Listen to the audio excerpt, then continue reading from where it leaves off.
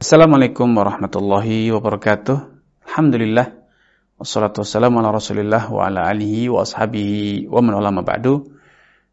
Kaum muslimin, anggota grup Dirasat Islamiyah yang semoga senantiasa dirahmati Allah Subhanahu wa taala. Mu'allif rahimahullah taala menyatakan wa yajuzu an yatazawwaja ala manfaatin ma'lumah.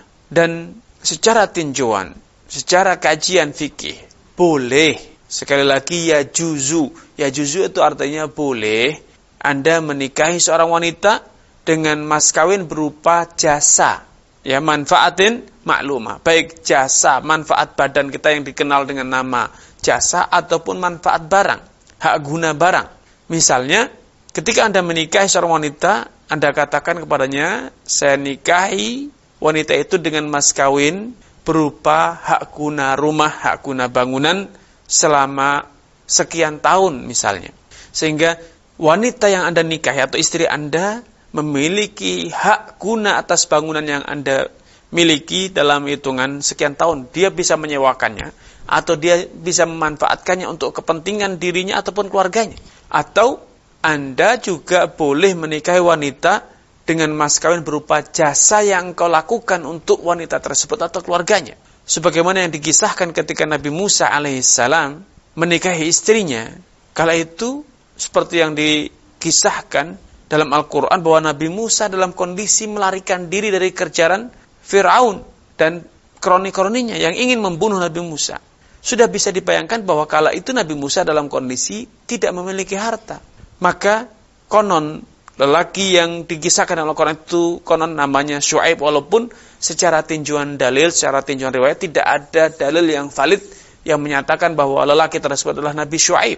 Karena itu kita katakan bahwa calon mertua Nabi Musa menawarkan kepada Nabi Musa dengan mengatakan, inni uridu an unkihaka ihdabnatayya hataini ala an ta'jurani thamaniya hijaj fa in admamta 'ashran fa min 'indik. Wahai Musa, aku ingin menikahkan engkau dengan salah satu dari putriku ini.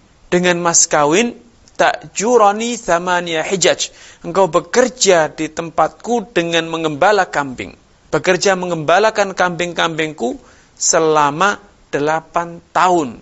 Dan kemudian kata beliau, fa'in atmamta 'ashran, kalau engkau dengan sukarela menggenapkan bekerja mengembala kambing selama 10 tahun, maka itu adalah kerelaan dan kedermawanan engkau. Famin indik, itu adalah terserah kepadamu, kata calon mertua Nabi Musa alaihissalam. Dan kemudian Nabi Musa menerima penawaran ini, menikahi putri lelaki tersebut dengan mas kawin menggembala kambing milik mertuanya selama 10 tahun lamanya. Sedikit keluar dari tema kita. Dikisahkan dalam riwayat bahwa setelah Nabi Musa menjalani kesepakatan selama 10 tahun menggembala kambing-kambing mertuanya. Setelah selesai masa kerja 10 tahun, Nabi Musa berkeinginan untuk kembali ke negeri asalnya itu Mesir. Karena mertuanya tinggal di negeri Madian. Sedangkan beliau tinggal di negeri Mesir. Maka beliau ingin kembali ke kampung halamannya untuk meneruskan dakwahnya. Mendakwahi Bani Israel dan kaumnya, yaitu kaum Qibtiyah, kaumnya Fir'aun. Maka mertuanya berkata kepada Nabi Musa, mertua merasa bertanggung jawab membekali menantunya, membekali anak perempuannya. Bahwa katanya, wahai Musa, semua anak kambing yang terlahir pada tahun ini boleh engkau ambil. Dengan catatan bila warna anak kambingnya tidak putih polos. Kalau putih polos, maka tidak boleh engkau bawa. Maka ketika Nabi Musa mendapatkan janji dari mertuanya bahwa dia boleh mengambil seluruh anak kambing yang terlahir dalam kondisi warna bulunya itu bercampur antara hitam dengan putih, tidak putih polos. Maka Nabi Musa dengan tongkatnya memukul semua kambing betina yang bunting kala itu. Dan subhanallah, semua kambing betina milik mertuanya dalam kondisi bunting. Maka beliau pukul semua kambing-kambing tersebut.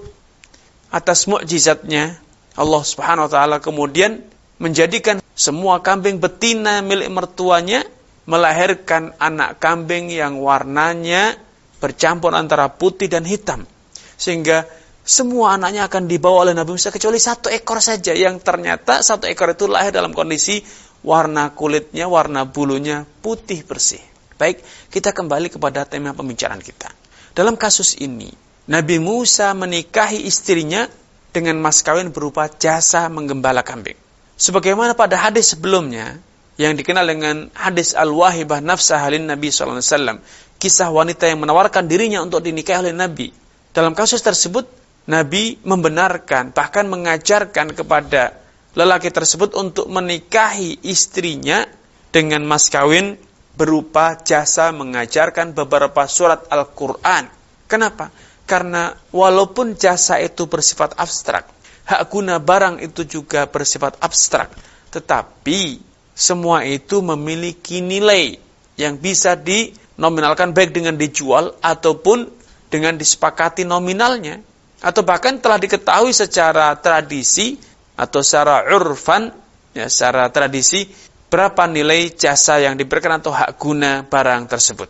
Sehingga adanya pernikahan dengan mas kawin berupa jasa atau hak guna ini tidak keluar dari ketetapan dan kesepakatan para ulama bahwa mas kawin itu harus berupa harta yang memiliki nilai. Karena Allah Subhanahu wa taala telah menegaskan dalam banyak ayat dan juga Nabi SAW dalam banyak hadis bahwa pernikahan itu boleh dilakukan bila suaminya memberi harta. Antabtagu bi amwalikum muhsinina ghairu musafihin. Yaitu engkau menggunakan hartamu untuk menikahi wanita muhsin dalam rangka menjaga kehormatan dirimu, harga dirimu, ghairu musafihin, bukan dalam konteks sewa menyewa perzinaan, ya. Pernikahan itu memang ada nilai, ada harta yang diberikan laki-laki kepada istrinya.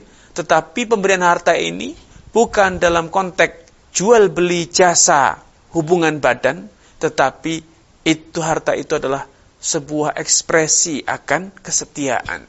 Sehingga Allah gambarkan dalam ayat ini muhsinina ghairu musafihin, memberi harta sebagai mas kawin itu dalam rangka menjaga kesucian diri, kehormatan diri, ghairu musafihin, bukan dalam konteks jual beli jasa ataupun imbalan dalam prostitusi, tentu tidak.